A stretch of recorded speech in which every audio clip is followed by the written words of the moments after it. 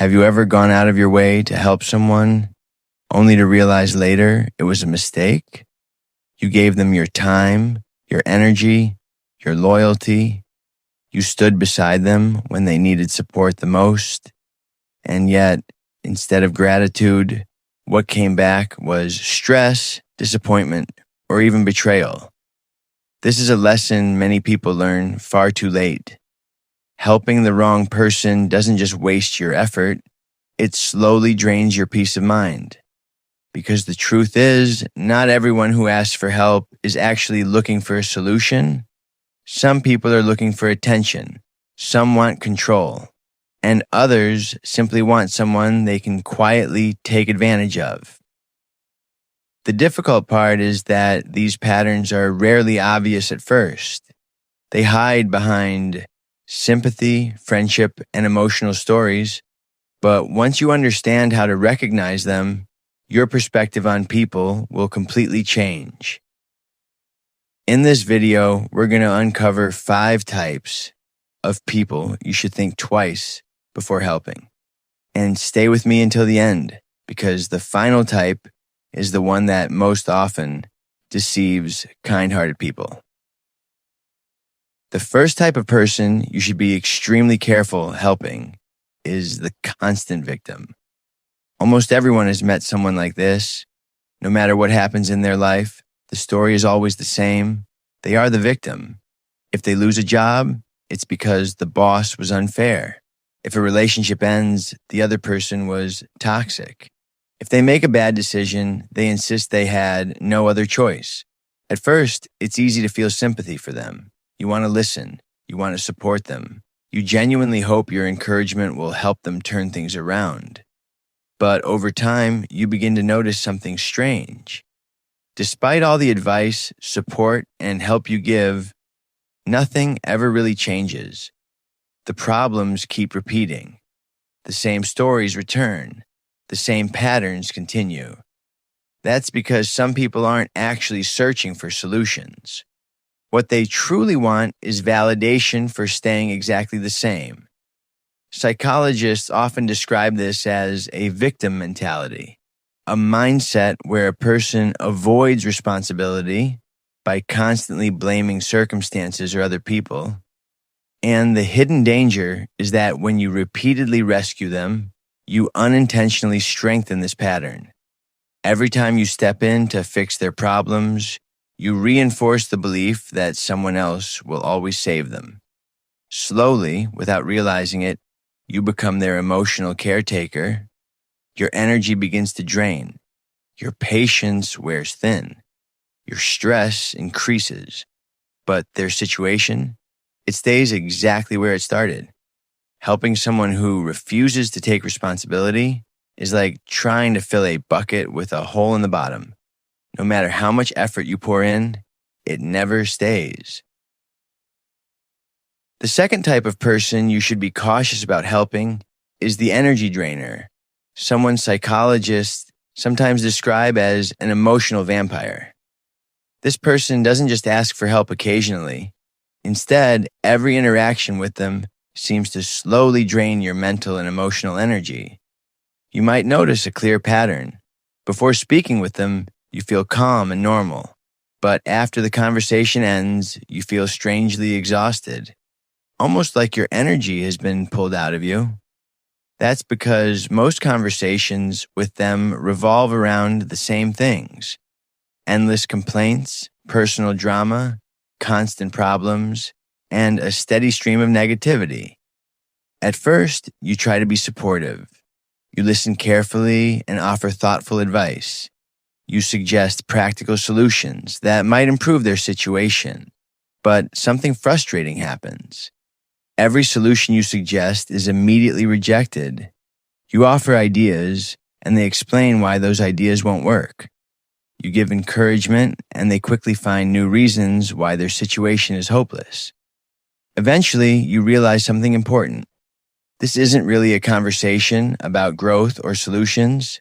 It's an emotional dumping ground. Many empathetic people fall into this trap because they feel responsible for helping everyone around them. They believe that if they just try harder, they can fix the situation, but the truth is simple and powerful. You can support someone, you can guide someone, but you cannot carry someone who refuses to walk. And at a certain point, continuing to help them stops being kindness and starts becoming self-sacrifice.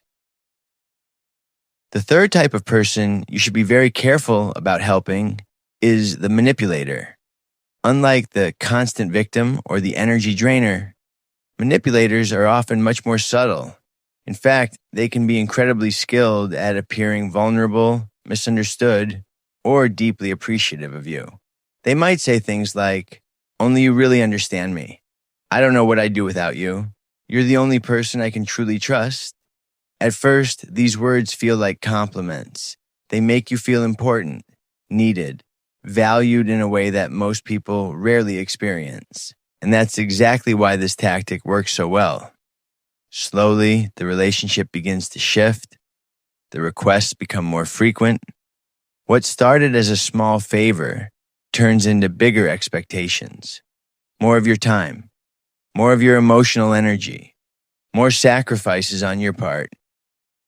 And the moment you hesitate or try to set a boundary, something interesting happens. They make you feel guilty. They might respond with subtle pressure like, "I guess I just thought you cared about me," or "I knew I couldn't really rely on anyone." This is emotional manipulation, and it's far more common than most people realize. Manipulators understand a powerful truth. Kind and empathetic people are easier to control because they hate the feeling of disappointing someone. So guilt, sympathy, and emotional pressure become their tools. And unfortunately, helping a manipulator almost never ends well. Because the moment you stop giving, stop sacrificing, or start setting boundaries, you suddenly become the villain in their story. The fourth type of person you should be cautious about helping is the chronic taker. This is the person who always seems to need something from you.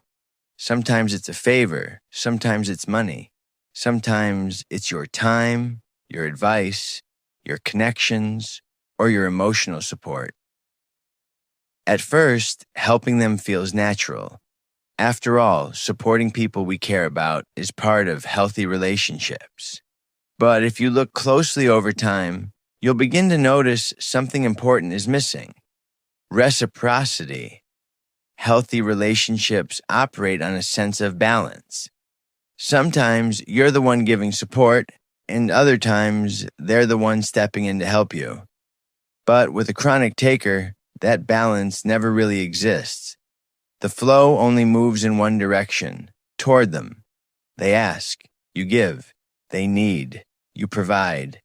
And this pattern quietly repeats again and again. But something revealing happens the moment you stop giving.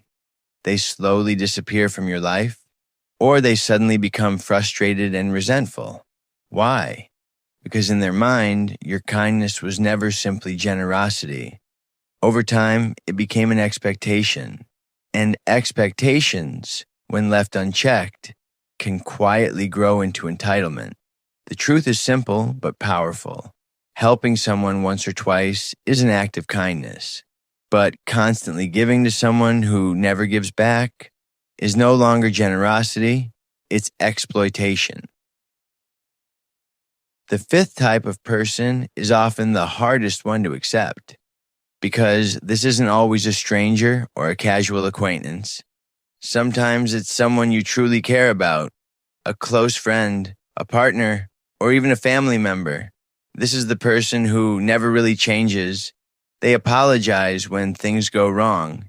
They promise that next time will be different. They tell you they've learned from their mistakes and that things will improve. And for a while, you believe them.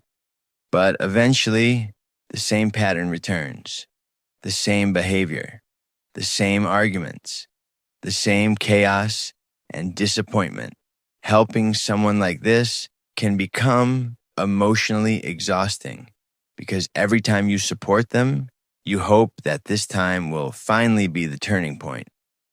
But real change doesn't happen through promises alone. It requires self-awareness, personal responsibility, and consistent effort. Without those three things, even the best intentions cannot create real transformation. At some point, the most compassionate decision you can make is to stop rescuing them. Because sometimes the only moment people truly change is when no one is left to save them. Helping others is one of the most beautiful qualities a human being can have. It reflects compassion, empathy, and a genuine desire to make the world a little better. But wisdom teaches us an important truth. Kindness without boundaries can slowly turn into self-destruction. Not everyone who asks for help deserves unlimited access to your time, energy, and emotional space. Some people truly need support during difficult moments, but others may need something different, accountability and consequences that encourage them to grow. The real skill is learning to recognize the difference. So the next time someone comes to you asking for help, pause for a moment and ask yourself one powerful question. Is my help empowering this person or simply enabling their behavior? Because the people you constantly rescue can quietly shape the direction of your own life. And sometimes the strongest act of kindness is not giving more. It's knowing when to step back. If this message resonated with you, comment below. Boundaries are strength. And subscribe for more videos on psychology, human behavior, and personal growth, because once you truly understand people, you begin to protect your peace.